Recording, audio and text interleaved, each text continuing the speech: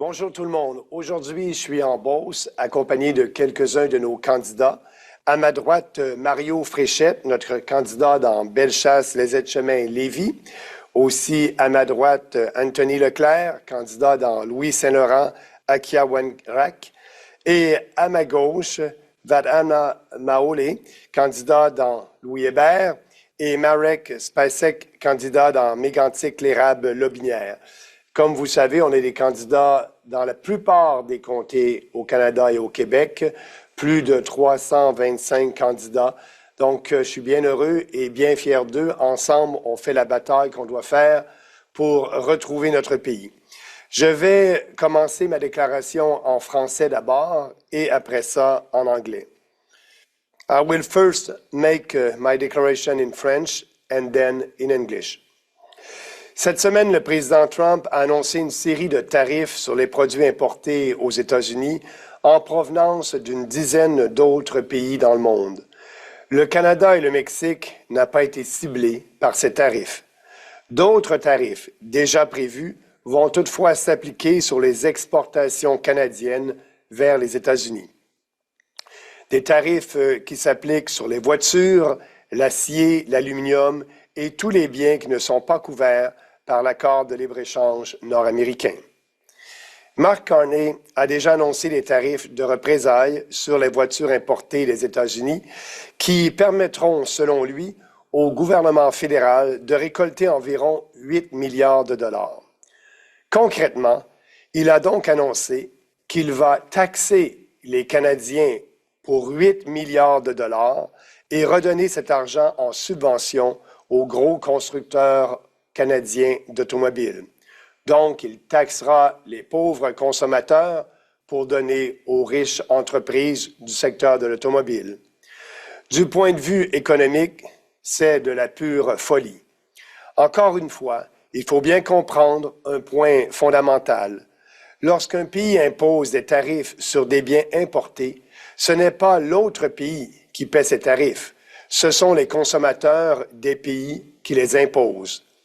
Évidemment, nos entreprises exportatrices sont négativement touchées par les tarifs que le président Trump impose aux produits canadiens. Tout le monde réagit de façon émotive et tout le monde dit, bien, il faut faire quelque chose. Nos politiciens, autant Pierre Poilievre que Mark Carney, exploitent ces émotions en disant qu'il faut aussi, nous, Canadiens, faire mal aux Américains, aux exportateurs américains, en réduisant leurs ventes ici au Canada. Sauf que les tarifs de représailles sont une façon complètement contre-productive de réagir aux tarifs du président Trump. Lorsque nous imposons des tarifs, nous nous tirons dans le pied, nous payons plus de taxes, nous rendons notre économie plus fragile. Et ça n'aura aucun impact majeur sur la stratégie du gouvernement américain. Notre économie est 12 fois plus petite que l'économie américaine et beaucoup plus dépendante de leur marché que le sont du nôtre. Les Américains sont dans une situation complètement différente de la nôtre. Au lieu de réagir émotivement, il faudrait essayer de comprendre la stratégie plus globale du président Trump qui dépasse la question immédiate des tarifs. Son objectif est de régler un problème fondamental qui remonte à plusieurs décennies. Depuis 50 ans, le dollar américain est la monnaie de réserve mondiale. Ça veut dire que tous les pays et toutes les entreprises du monde se servent du dollar américain pour payer leurs échanges commerciaux au lieu d'utiliser leur propre monnaie.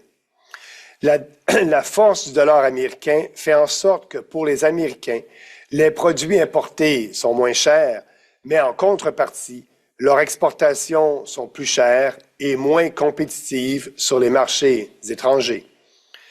Cela a permis aux Américains de vivre au-dessus de leurs moyens. Ils peuvent importer des biens à bon marché et simplement exporter de dollars imprimés par la Réserve fédérale. Cette situation a cependant une conséquence négative, la désindustrialisation progressive de l'économie américaine. Les États-Unis produisent de moins en moins de biens parce que c'est plus facile et moins coûteux de les produire. C'est plus facile et moins coûteux que de les produire et c'est plus facile d'acheter ces biens-là à l'étranger. Les industries américaines se délocalisent dans d'autres pays. Les États-Unis ont un déficit commercial chronique depuis des décennies, c'est-à-dire qu'ils achètent beaucoup plus d'autres pays que les autres pays achètent des Américains. Cette situation peut durer aussi longtemps que le dollar américain reste fort et que le reste du monde est prêt à financer la dette gigantesque du gouvernement américain avec les dollars qu'il accumule. Mais nous sommes rendus à un stade où cette situation n'est plus tenable. Les Américains ne vont pas pouvoir continuer de vivre au-dessus de leurs moyens en produisant de moins en moins grâce à leur dollar fort. Les pays du BRICS, en particulier, sont en train de se dédollariser, c'est-à-dire qu'ils ne veulent plus accumuler autant de dollars. Ils n'ont plus confiance dans la valeur du dollar et veulent plus financer la dette américaine. Les États-Unis sont une superpuissance au pied d'argile. Le président américain et son équipe savent cela. C'est pourquoi ils sont prêts à prendre des mesures draconiennes pour remettre en question le régime commercial international actuel et pour amener les industries aux États-Unis. Les tarifs de Trump sont une première étape pour sevrer les Américains de leur dépendance envers les importations étrangères.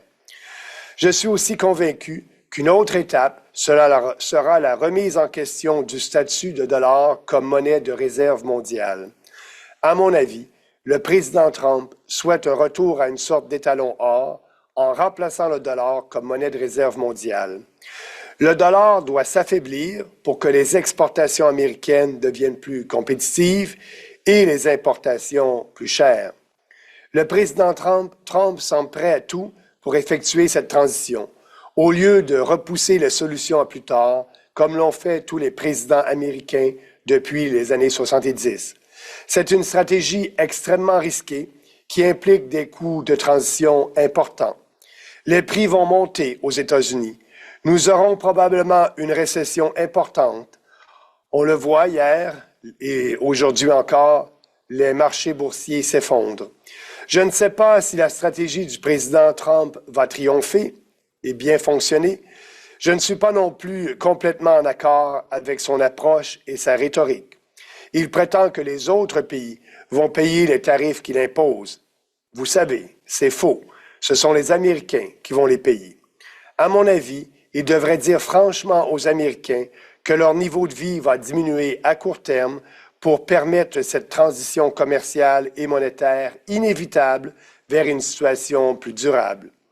Parce que si rien n'est fait pour renverser la situation, l'économie américaine va éventuellement s'effondrer sous le poids des dettes et de la désindustrialisation. Ce que je sais aussi, c'est que nous, les Canadiens, avons intérêt à que sa stratégie fonctionne. Parce que vous le savez, 70% de nos exportations vont aux États-Unis. Nous aussi allons subir le contre-coup de cette transition à court terme. Et ça, c'est clair. Mais c'est préférable que de voir l'économie de notre principal voisin et partenaire s'effondrer dans quelques années. Nous devrions non pas attaquer le président Trump, mais travailler avec lui pour que ça fonctionne. Et en même temps, nous devons régler nos problèmes économiques ici au Canada, qui sont uniquement de notre faute. Au lieu d'annoncer des tarifs de représailles, mettons plutôt tout sur la table, y compris la gestion de l'offre, pour négocier un nouveau deal avec le président Trump. Coupons de façon draconienne dans les dépenses du gouvernement fédéral, comme je l'ai annoncé ces derniers jours, pour éliminer le déficit, et ce, en un an. Et ensuite, réduisons les taxes et les impôts pour que notre économie soit plus productive et compétitive. C'est ça le vrai défi du Canada, et non pas de dénoncer, insulter et confronter le président Trump, et en même temps nos amis américains, comme le font Carney et Poilievre. Ce sont des réformes réalistes et ambitieuses que propose le Parti populaire du Canada.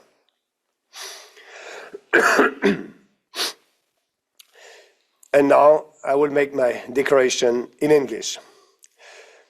This week, President Trump announced a series of tariffs on goods imported into the United States from dozens of other countries around the world.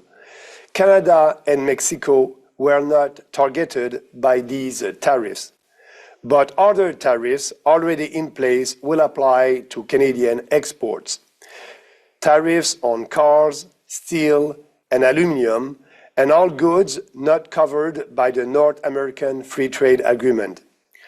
Mark Carney has already announced counter-tariffs on cars imported from the United States, which he says will raise about $8 billion for the government.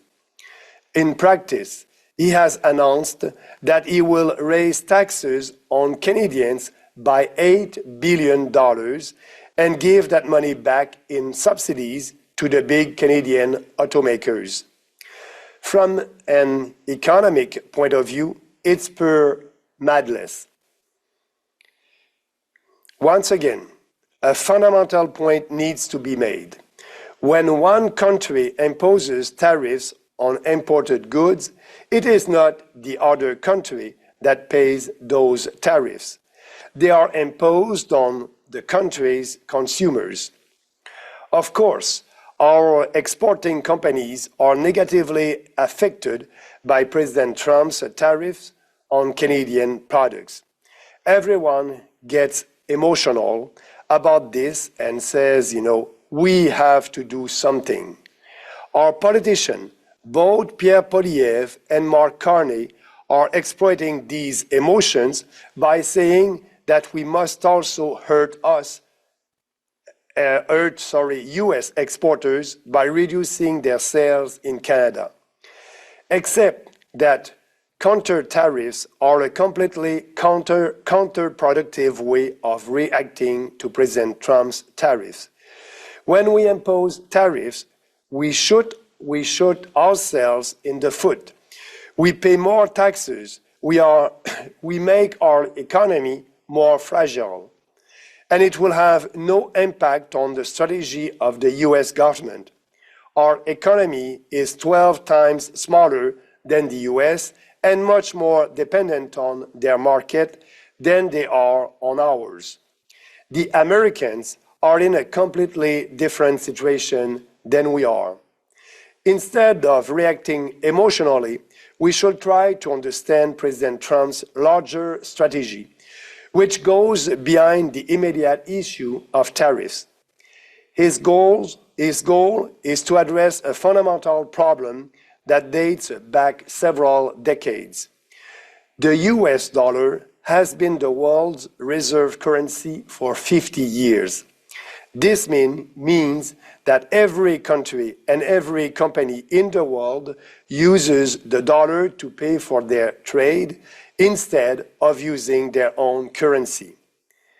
The strength of the dollar means that imported goods are cheaper for Americans, but in return, their exports are more expensive and less competitive on foreign markets. This has allowed the Americans to live beyond their means.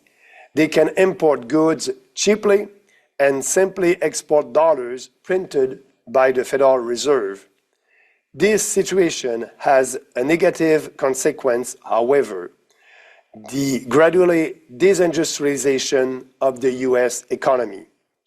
The United States produces fewer and fewer goods because it is easier and cheaper to produce them and buy them abroad. American industries are relocating to other countries.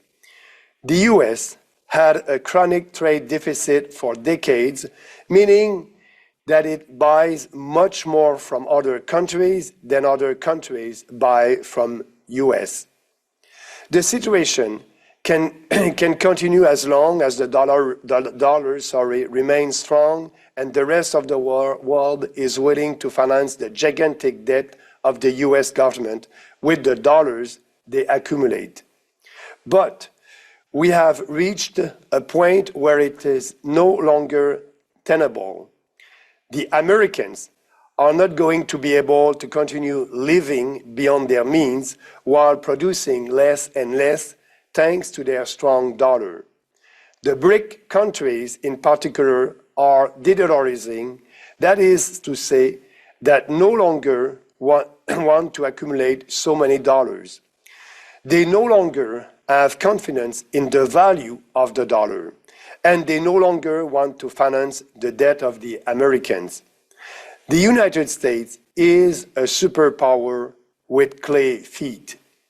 President Trump and his team know that. This is why they are ready to take drastic measures to challenge the current international regime and bring industries back to the US. Trump's tariffs are a first step to reduce the US dependence on foreign imports. I'm also convinced that a further step will be to call into question the status of the dollar as the global reserve currency. In my view, President Trump wants to return to a kind of a gold standard to replace the dollar as the world's reserve currency. The dollar must weaken to make US exports more competitive and imports more expensive. President Trump seems willing to do anything to make this transition, instead of kicking the can down the road as all US presidents have done since the 1970s. This is an extremely risky strategy, which involves significant transition costs. Prices will go up in the US. We're probably going to have a major recession. As we saw yesterday and today, the stock markets are collapsing. I don't know if President Trump's strategy will work. I'm also not completely in agreement with his approach and rhetoric. He claims that other countries will pay the tariffs he imposes. This is not true.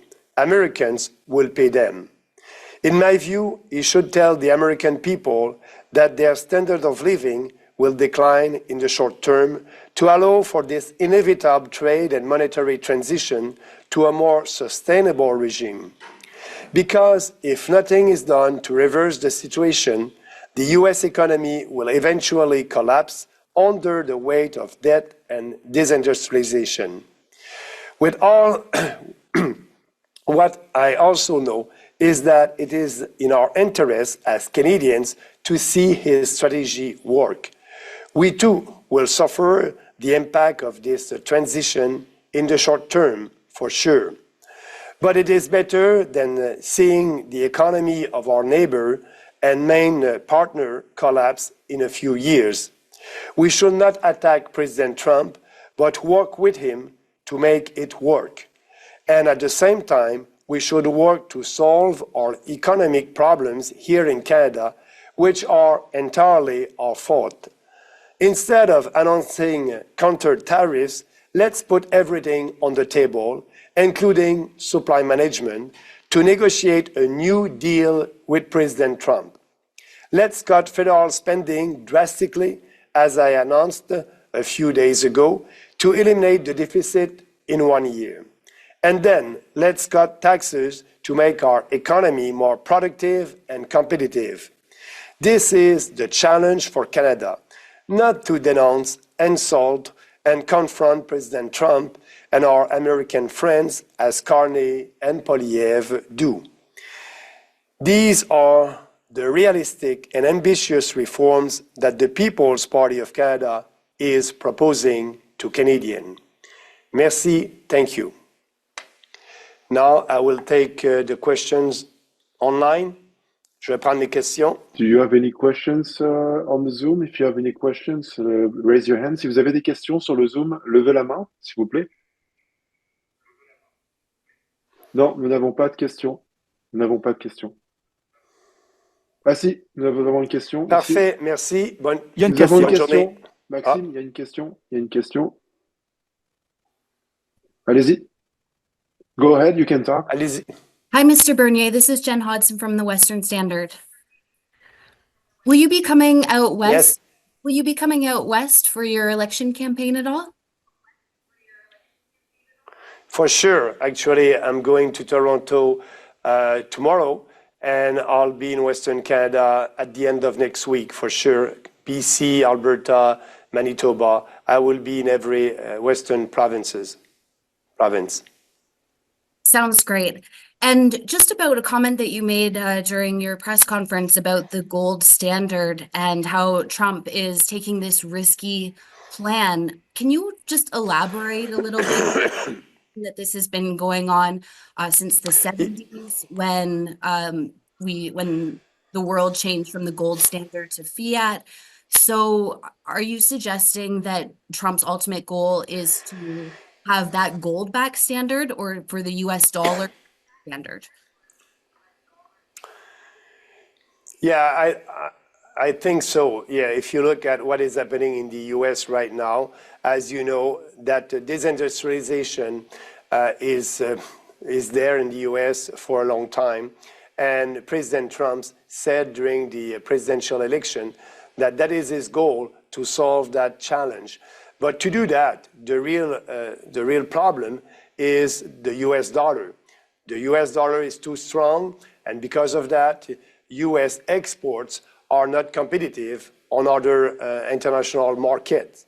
So to do that, we need also at the same time to be, and at the same time, the de-dollarization is happening with the BRIC countries. So that being said, other partners are not so ready to continue to buy American bonds, and that will have an impact on the debt of the American. So it won't be sustainable anymore in a short term. So the way to solve that is to be sure for Americans to bring back the manufacturing sector, but also to look at the dollar and doing everything. And yes, they will have, when I said that that will be a cost for Americans, that means they will have inflation. Inflation will be the only way to repay that enormous debt, and at the same time, the U.S. dollar will go down. Yes, that's why I said the standard of living of Americans and Canadians may go down at the same time. So that's a big reform. We can call that the monetary reset. That won't happen in 1 year. That may not happen in 2 years, but on the medium term or long term, that is what will happen.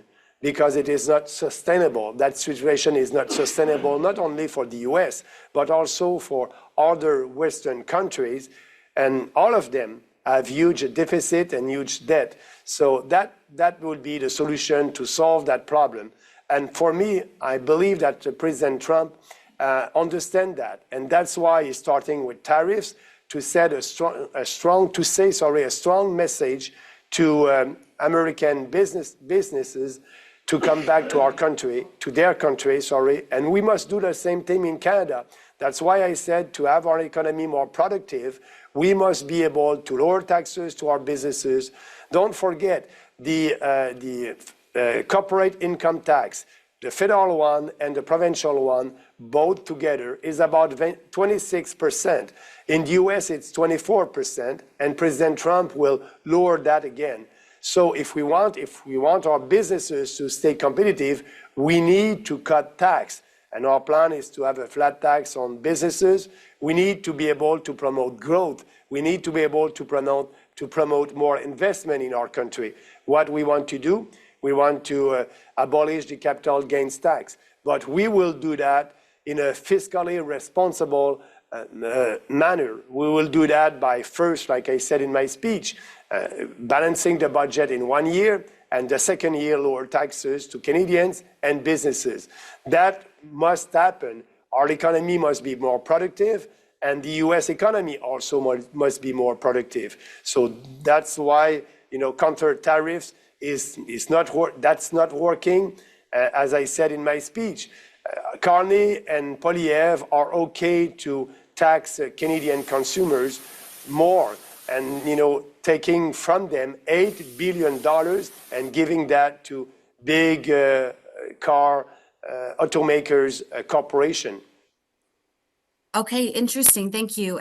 Speaking of Mark Carney and gold, so what should Canada do in the event that the world continues to back this or to pursue this gold standard with the US especially. And when Carney was seeing the Bank of Canada, it wasn't when all of the gold was sold, but a great number of it was sold under his oversight. And now that was a trend over the decades. However, he clearly had a hand in unhanding Canada's gold. So should we work on building up our supply of gold again? How should the government handle that moving forward? Yes, the Bank of Canada and the governor of the Bank of Canada must do what other central bankers are doing in the world. They are buying gold as a reserve. And, you know, they have less and less US dollar, less and less treasuries coming from the US, and more gold. We must do the same, because when that new kind of international gold standard will be there in practice, if we don't have, we, Canada, in our central bank, the Bank of Canada, doesn't have gold in reserve, that will be very difficult for us, because, you know, we had a gold standard in the 19th centuries, and that was working very well for every country. So now we must go back to that, but our country is not ready for that. So answering your question, yes, the Bank of Canada must start to buy gold as soon as possible. And it is why you can see the price of gold going up for the last 2 years. That's because the market understands that something will happen.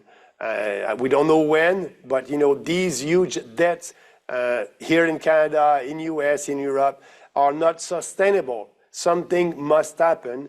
And that's why, you know, I believe that we may have a kind of a gold standard, but our country is not ready for that now. Okay. And what does the PPC say about CBDCs, central bank digital currency? Yeah, we don't want that. We are against that. You know, we don't need that.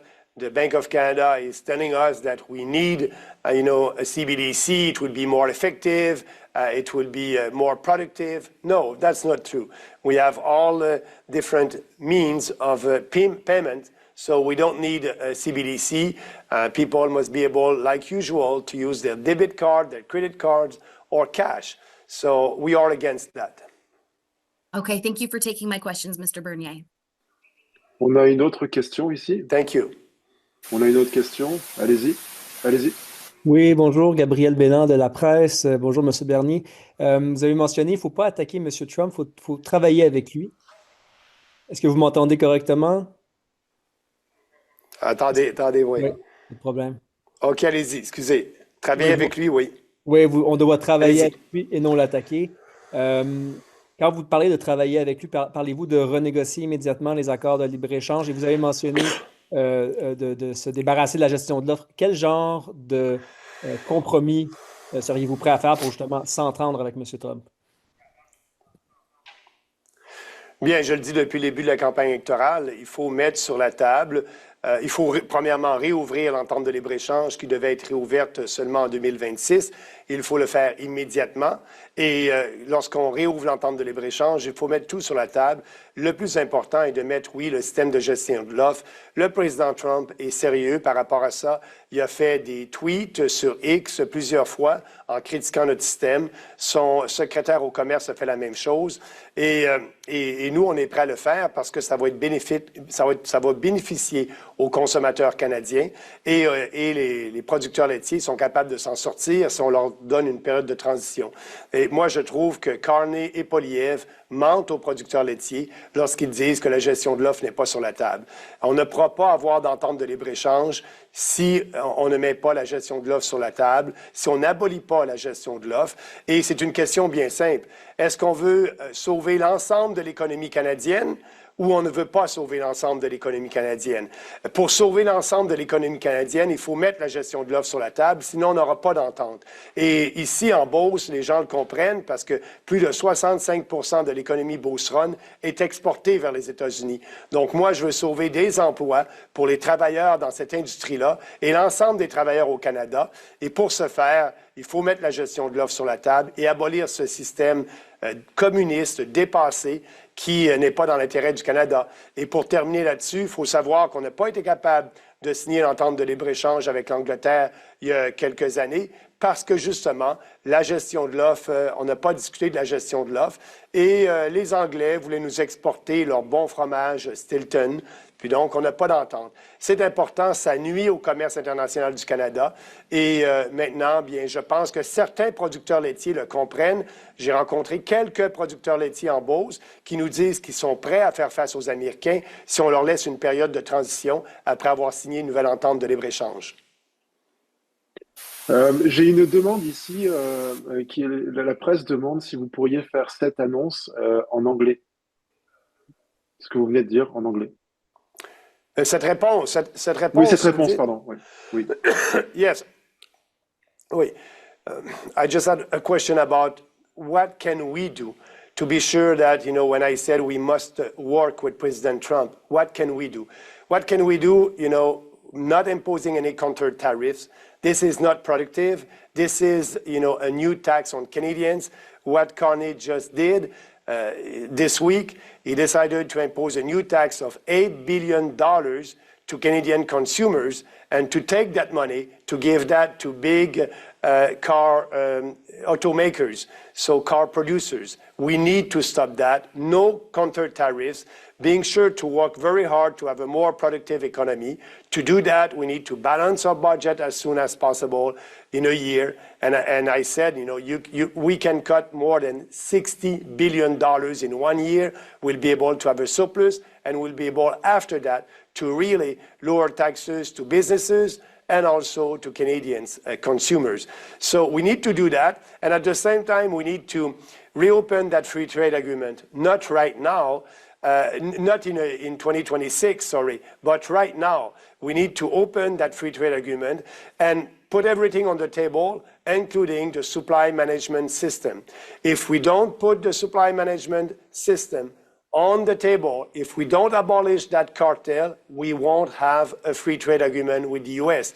It is important to understand that when Carney and Poliev are saying that they will protect that cartel, the supply management system, they are lying. They are lying to the dairy producers because they won't be able. And it's clear. President Trump tweeted on X a couple of times about that. And also his Commerce Secretary did the same. So put it on the table, give a transition period to the dairy producers, and that's the only way you'll be able to have a deal that will be good for us and good for the Americans, and at the same time, we will be able to protect our economy. Because the question is, do you want to protect that cartel and, you know, not having a deal that will destroy our economy, or, you know, having a deal, putting the supply management on the table, and also being able for consumers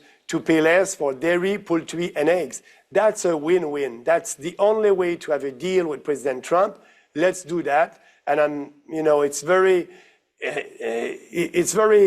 unresponsible from Carney and Poliev to say that, you know, they are not ready to have a deal with President Trump by not putting the supply management on the table. They won't be able to have a deal. They're lying to them. Nous avons une autre question ici. Oui, encore une fois, Gabriel Bélan de la presse. Petite question concernant la course dans votre circonscription ou dans la Beauce. Monsieur Lehoux a été remplacé par un nouveau candidat.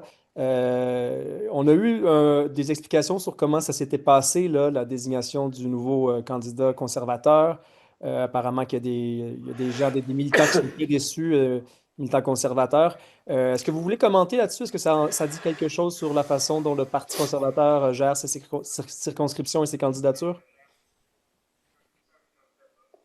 Bien oui, écoutez, c'est un semblant de démocratie. Normalement, c'est les membres du parti dans une région qui votent lorsque deux candidats qui sont intéressés à être le candidat du parti. Il y a une mise en nomination et les membres locaux votent pour ça. Mais pour le Parti conservateur, je pense que M. Poliev voulait se débarrasser de M. Lehoux, qui avait un bilan très faible ici en Beauce. et avait choisi un autre homme.